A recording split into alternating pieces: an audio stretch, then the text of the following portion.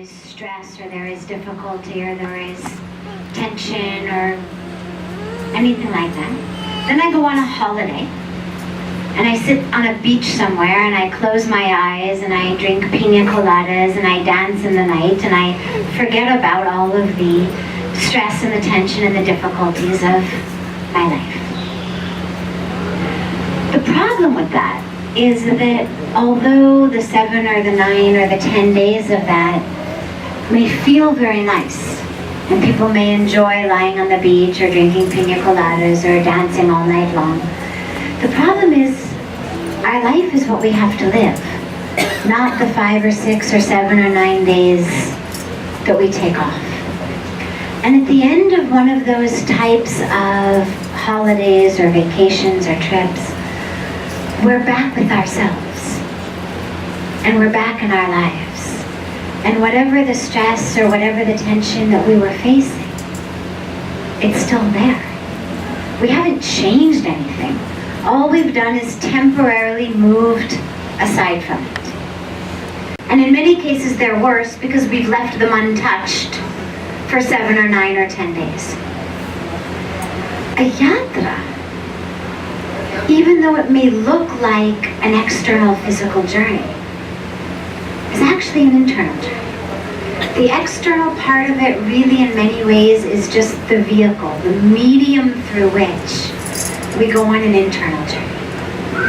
And as we go on a yatra, Pujya Sadhviji's motto and mantra for yatras, whenever we've gone, has always been more chanting, less chatting.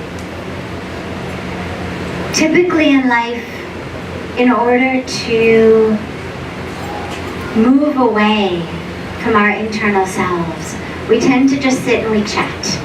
Oh, the weather's like this, I had this for lunch, that's a beautiful new sari, where did you get it? Meaningless conversation. It just fills the air, it fills the space, it prevents us from having to sit with the silence. Because within that silence is the question, who am I? Why am I here? And if I can just keep chatting about what I ate for lunch or where I bought this new sari or about this weather, then I'll never have to face that silence.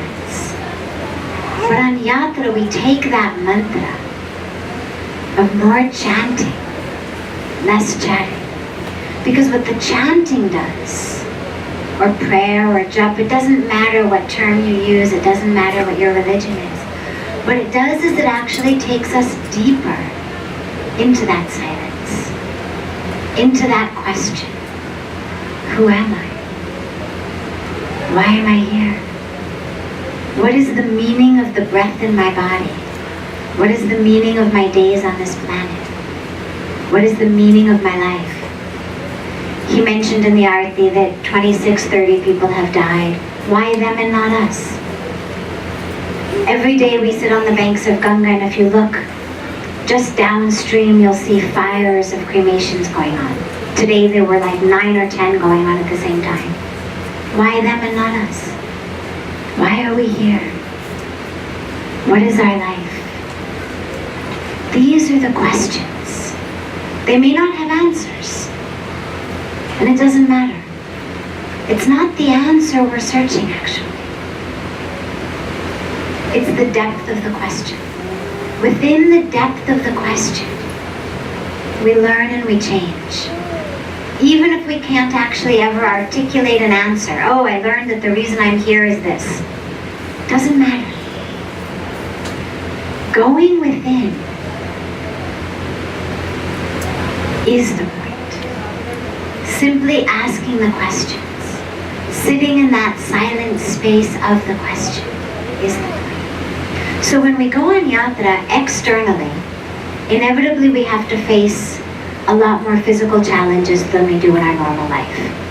In our normal life, we've got a beautiful bedroom, a nice bed all to ourselves, or a loved one whom we've chosen, running water, hot water, showers, comfort, our own home. On a yatra, inevitably, there are challenges. And what that does is it makes us realize it's not that they couldn't build Four Seasons Hotel in Badrinath. It's not that they couldn't put up a Taj along the way. They could. But the point of a yatra is to make us realize that I'm not all of these comforts. That there's actually a level of peace and of joy and of meaning and of fulfillment that has nothing to do with comfort.